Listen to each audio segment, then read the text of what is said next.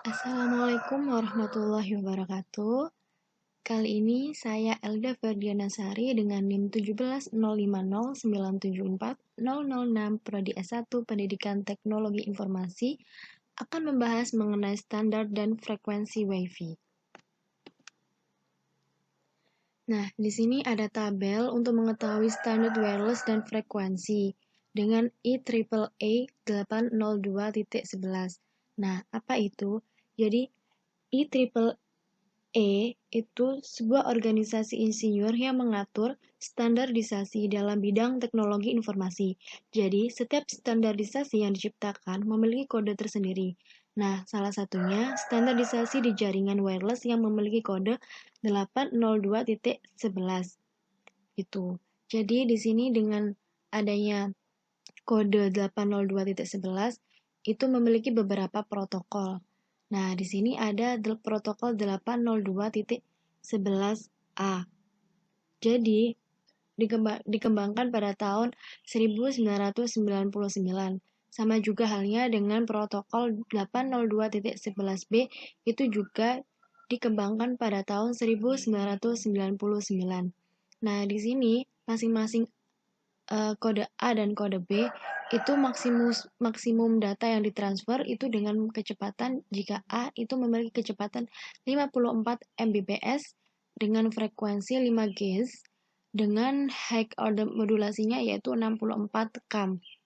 Untuk channel bandwidth-nya sendiri itu 20 MHz.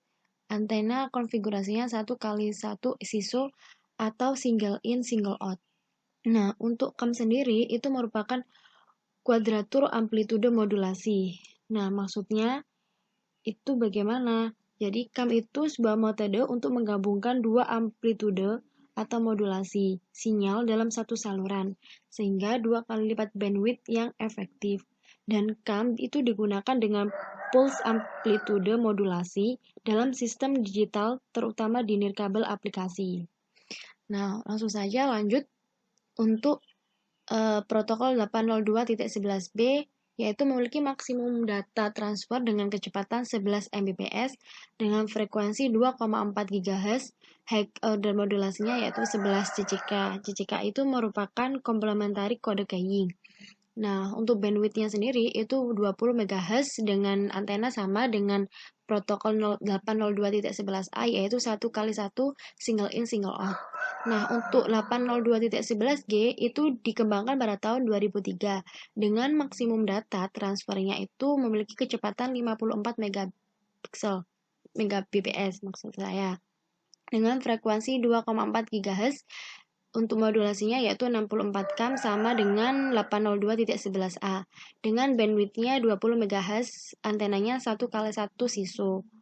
Untuk 802.11n itu dikembangkan pada tahun 2011 yaitu maksimum data untuk transfernya dengan kecepatan 65 sampai 600 Mbps dengan frekuensi 2,4 atau 5 GHz. Untuk modulasinya 64 km, channel web bandwidth-nya 20 dan 40 MHz. Dan antena konfigurasinya yaitu up to 4x4 MIMO. MIMO ini multiple in, multiple out. Lalu di sini terakhir 802.11ac itu dikembangkan pada tahun 2012 dengan maksimum data transfernya dengan memiliki kecepatan 78 Mbps sampai 3,2 Gbps dengan frekuensi 5 GHz, modulasinya 256 km dengan bandwidth 420, 40, 80 dan 160 MHz. Dengan antena konfigurasinya up to 8x8 MIMO atau MU-MIMO. Nah, di sini ada comparison IEEE 802.11n dan AC. Jadi di sini itu ada perbandingan antara N dan AC. Nah, di sini ada band. Band itu merupakan cara untuk menentukan standar protokol yang akan digunakan oleh wireless interface. Jadi, selain menentukan standar protokol, band juga menentukan data rates yang bisa dilewatkan, channel frekuensi, dan lebar channel. Nah, di sini untuk band 802.11n itu memiliki 2,4 GHz dan 5 GHz Dan untuk 802.11n dengan menentukan IEE spesifikasinya itu 2,4 dan 5 GHz sama dengan 802.11n. Jadi untuk yang AC itu 5 GHz dengan spesifikasi menggunakan IEE itu sama dengan WFA. Untuk MIMO-nya sendiri itu untuk N itu single user dan kalau AC itu sudah multi user. Dan untuk rate-nya itu kalau N itu 450 hingga 600 Mbps. Dan untuk AC-nya sendiri itu 2,3 bps sampai 2,6 Gbps melalui WVA. Untuk AEEE dengan spesifikasinya itu 6,9 Gbps. Nah, untuk lebar channelnya itu kalau IEEE dengan spesifikasinya itu 20 atau 40 MHz. Nah, kalau untuk AC-nya itu 20, 40, 80, 80, 80, terus 60 MHz. Dengan modulasinya, jika 802.11n itu 64 cam dan AC sudah sangat berkembang, yaitu 256 cam. Untuk special trimnya itu kalau N itu masih rata-rata ya 3, 4, tapi kalau AC itu bisa 3 sampai 4 atau 8. Nah, untuk mic throughput-nya atau medium access control-nya itu jika N, spesifikasinya N, itu 293 Mbps atau 390 Mbps. Nah, jika menggunakan AC, dengan kode AC itu 1,52 Gbps sampai 1,69 Gbps itu dengan spesifikasi WVA. Tapi dengan spesifikasi AEEE itu sudah 4,49 Gbps. Nah, di sini ada channel WiFi. Jadi di Indonesia terdapat 13 channel masing-masing dengan lebar data 22 MHz. Terdapat 3 channel non-overlap atau tidak saling mengganggu. Secara teori memungkinkan terdapat 3 access point di lokasi yang sama tanpa saling interferensi. Nah, jadi alokasi frekuensi itu sudah diatur dalam regulasi di setiap wilayah dan negara. Nah, di Indonesia sendiri untuk keperluan wireless LAN sudah dialokasikan dalam ISM band pada frekuensi 2,4 GHz dan 5,8 GHz. Nah, untuk lebih detailnya, untuk 2,4 GHz dibagi dalam beberapa channel dengan lebar channel masing-masing 22 MHz. Jadi untuk channel 2,4 untuk frekuensi 2,4 GHz itu memiliki lebar channel dengan lebar channel yaitu 22 MHz. Nah, ini. Jadi, kalau misalnya dengan frekuensi 2,4 GHz itu dengan channel angka 1, 6, 11. Karena lebar channelnya yaitu 22 MHz. Nah, akan tetapi jika 1 ke 3 atau 1 ke 5 itu belum dikatakan akan terjadi overlap. Nah, karena kenapa? Karena jarak 1 ke 3 itu masih belum memenuhi standar lebar channel dengan frekuensi 22 MHz. 1 ke 3 itu masih belum mencapai 22 MHz. Nah, nantinya akan terjadi overlap. Maka dari itu yang tidak mengganggu atau yang tidak overlap yaitu pada poin 1, 6, 11. Begitu. Nah, ini tuh dengan 20 MHz. Nah, ini itu channel center frekuensi. Jadi ini sudah dikategorikan, sudah dikelompok-kelompokkan. Jadi untuk 1, 6, 11 itu memiliki dengan lebar channel 22 MHz dengan frekuensi 2,4 GHz. Nah, begitupun channel 2 itu berpasangan dengan 7, 12, channel 3 dengan 8, 13, 4, 9, dan 14, channel 5 dan 10. Nah, di sini dikategorikan dengan warna-warna itu. Nah, di sini ada channel WiFi 2,4 dengan alokasinya ISM band. ISM band itu merupakan Industrial Scientific Medical. Jadi, di ISM band sendiri itu terdapat 3 lisensi free ISM band yang oleh VCC telah ditetapkan bahwa wireless LAN boleh digunakan, yakni kalau industrial band itu dengan frekuensi 900 MHz pada rentang 902 hingga 928 MHz, lebar pitanya 26 MHz.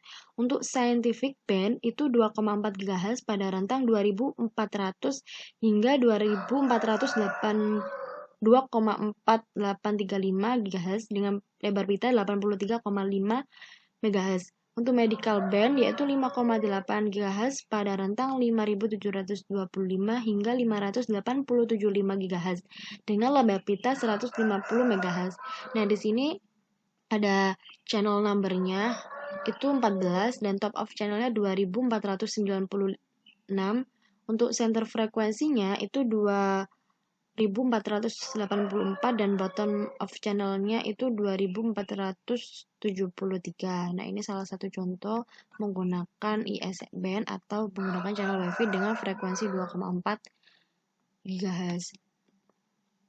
Nah, di sini ada channel WiFi dengan frekuensi 5 GHz yakni dengan kode 802.11 AC atau channel alokasinya N atau dari Amerika.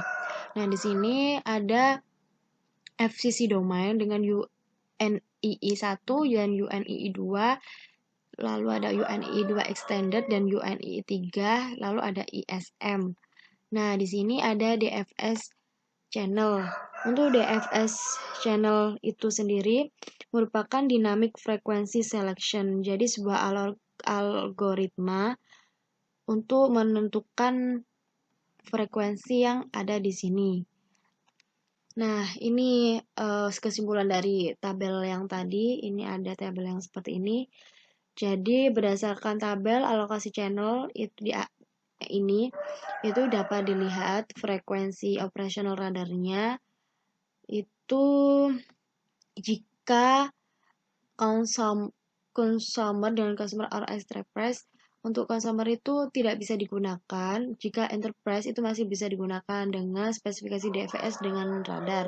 Jika consumer tidak bisa digunakan atau tidak bisa dijangkau. Nah, di sini ada perbandingan panjang gelombang 2,4 GHz dan 5 GHz. Jika 2,4 GHz itu sudah diketahui kan gelombangnya sangat lebar-lebar sekali. Nah, untuk 5 GHz itu gelombangnya sangat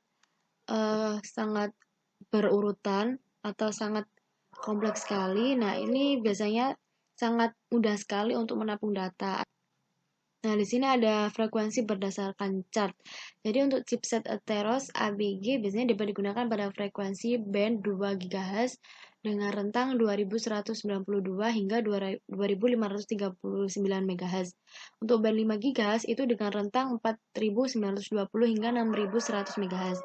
Nah, untuk chipset Atheros N itu biasanya dapat digunakan pada frekuensi jika band 2 GHz itu dengan rentang 2192 hingga 2539 MHz. Untuk band 5 GHz dengan rentang 4800 hingga 6075 MHz. Nah, di sini ada WiFi interface dengan CO channel dan Ascend channel dengan non WiFi. Nah, di sini gambar pertama yaitu CO channel. Jadi di sini ada beberapa klien dengan satu akses point. Nah, di sini gelombangnya tidak saling interferensi dikarenakan akses point yang ditimbulkan atau gelombang yang dihasilkan itu tidak saling bertabrakan atau tidak saling berinterferensi. Dan karena hanya terdapat satu akses point. Nah, jika Ascend channel ini itu ada 3 akses point dan ini sudah terlihat itu ada 3 gelombang yang dihasilkan. Nah, dengan 3 gelombang ini ada 2 macam akses point yang sama dengan satu macam akses point yang berbeda. Nah, di sini ada 3 gelombang. Mohon maaf. Ada 3 gelombang. Nah, untuk gelombang 4 dan 5 itu tidak menimbulkan interferensi karena mereka memiliki frekuensi yang berbeda. Meskipun sama-sama akses point. Bisa dilihat dengan gambarnya, ada perbedaan. Nah, jika 4 dan 6 itu akan menimbulkan interferensi karena gelombang yang dihasilkan atau frekuensi yang dihasilkan itu sama. Dan nantinya kedua gelombang ini akan menimbulkan sebuah gelombang yang baru, nantinya akan terjadi interference. Nah, di sini ada non-wavy. Non-wave itu maksudnya apa? Maksudnya di sini ada sebuah access point. Nah, di sini ada microwave, analog kamera, dan cordless phone. Jadi ketiga komponen ini itu saling berhubungan dengan satu access point, dan di sini ada sebuah ditutup atau digabungkan dalam sebuah gelombang. Meskipun microwave, analog kamera, dan cordless phone itu memiliki saluran gelombang yang berbeda, akan tetapi mereka menghubungkan diri mereka dengan satu access point dan tidak terjadi interferensi. Nah, di sini ada Wavy Analyzer Interference. Jadi, kualitas AP tergantung dari selisih ketinggian amplitudo AP kita dengan AP yang lain. Yang terbaik adalah AP clear channel dengan ketinggian amplitudo yang cukup. Nah, di sini adalah untuk menganalisis hasil atau kualitas amplitudo atau wavy-nya, apakah ketinggian wavy atau apa yang ditimbulkan itu baik atau tidaknya. Nah, atau tidak terjadi interference atau tidaknya. Nah, ini macam-macam uh, WiFi analyzer menganalisis dengan channel yang berbeda-beda. Nah, di sini ada wireless dimikrotik. Nah, di sini itu menggunakan band 2 GHz dengan frekuensinya itu dimulai dari 2412 dan seterusnya. Di sini ada macam-macam frekuensinya. Akan tetapi kita melihat terlebih dahulu tadi di 2, GHz itu wireless protokolnya atau rentangnya itu berapa saja. Nah, lalu di sini ada channel dengan channel width atau lebar channel. Nah, jika normal channel itu biasanya 20 MHz dengan real atau rentang lebar channelnya itu 22 MHz. Semakin lebar channel, semakin besar throughput bandwidth yang dapat disalurkan, namun beresiko lebih besar interferensinya, dan begitu pun sebaliknya. Nah, untuk channel frekuensi, ada pilihan channel tetap dari channel frekuensi yang ada. Nah, di Indonesia sendiri itu terdapat 13 channel untuk WiFi 2,4 GHz. That's all and thank you. Jadi, sekian itu saja pembahasan singkat mengenai standar dan frekuensi WiFi. Kurang lebihnya saya mohon maaf dan semoga bermanfaat buat kalian semua. Wassalamualaikum warahmatullahi wabarakatuh. Thank you.